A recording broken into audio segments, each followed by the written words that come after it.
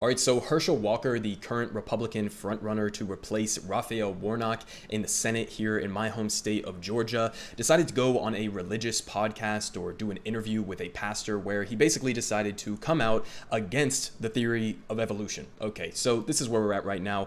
Herschel Walker, skeptical of evolution. Why are there still apes? Think about it. Okay, so let's just go ahead and jump into this clip and see what he had to say and what exactly his explanation is here. God. Because it didn't just some bomb blew up and it started out. And then I'll tell you something else I heard. Now think about this, because at one time science said man came from apes. Did it not? That's when you go to the science. Every time I read or hear that, I think to myself, you just didn't read the same Bible I did. Well, this was interesting though. If that is true, why are there still apes? Think about it. You know, now you're getting too smart for it. No. Think about this. We have an evolution we've gotten so intelligent that if that is true, why are there still apes? And then the conception of a baby. Let me tell you, science can't do that. They're still trying to do it, but it can't, because there had to be a God. So when God came and said, now, let me create this, and God created the earth, and he put Adam and Eve there and stuff, and then this what was so funny, this what makes it even better. Even in that little garden, he said, from this place, you got all the freedom, just like we got it in the United States. You got all the freedom, do whatever you want to do. But then he said, nah, don't mess with that tree over there, because you mess with that tree, you will surely die. So you had rules and regulations, just like we got it in the United States of America. You got rules and regulations. And when you break the rules, you will surely die. Same thing we got here. Okay.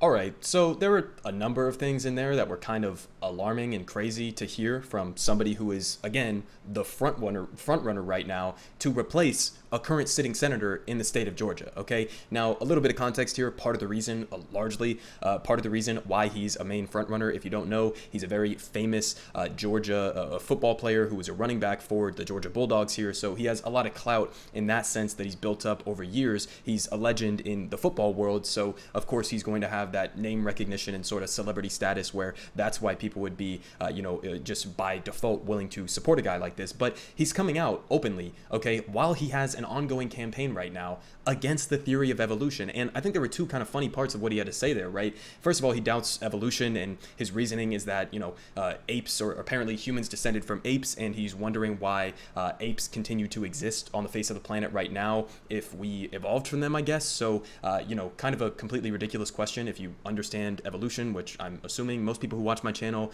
would understand this process, but just as a very quick, stupid, and reductive explainer here, we didn't come from apes that exist right now, right? We didn't come directly from the chimpanzees and bonobos and other species that we see right now on Earth. We share a common ancestor from millions and millions of years ago that then all of these different species delineated from and branched off and evolved over millions and millions of years to become the species that we have on Earth right now. Humans are just one of those species, okay? So, again, completely ridiculous if you just did even a quick Google search on the theory of evolution or why apes still exist right now, then you would probably have that question answered. So again, not alarming if it's just some random person who's throwing out some bullshit in a random conversation, but pretty alarming when this is a guy who, again, is the front runner to become a sitting U.S. senator, okay? So, I don't have a problem with anybody's personal religious beliefs. I grew up going to a religious school. I'm an atheist now, but, I don't really give a shit if people have their own personal held beliefs. That's why we have freedom of religion in this country. Everybody can believe whatever they want to, so long as you're not trying to enforce your will on the rest of society. But this, coming from a Senate candidate,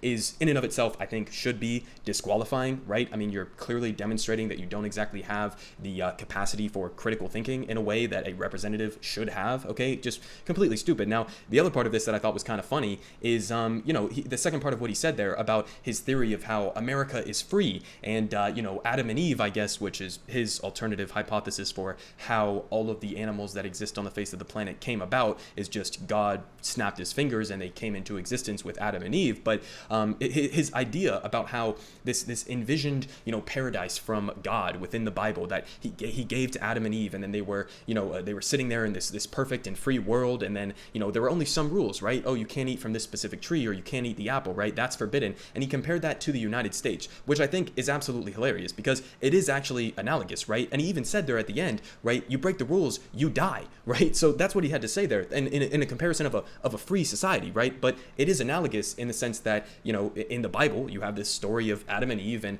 God apparently creates them and gives them this paradise for them to go walking around and do whatever the fuck they want in, but he sets this random arbitrary rule that, hey, you can't touch that apple tree over there or whatever the fuck, or you're gonna die. You're gonna be sentenced to death and eternal, hellfire or whatever it may be. So again, the lesson there is maybe God shouldn't have set up some arbitrary random rule just to display his authoritarian power. I mean, again, that's perfectly analogous to, let's say, like marijuana laws that we have here in the United States, right? Very free country that we have, where tens of thousands, if not hundreds of thousands, if not millions of Americans have, throughout the drug war, been locked up and imprisoned and killed by police for the crime of using a small drug like marijuana that has, no actual damaging effects to society as a whole. So again, it is analogous because that would be the state, in this case the God figure, who is arbitrarily setting rules that don't make any sense whatsoever in a material way, and then deciding to enact capital punishment or imprisoning people for breaking these arbitrary rules that they set up in the first place. So I think that that's pretty revealing and honestly hilarious about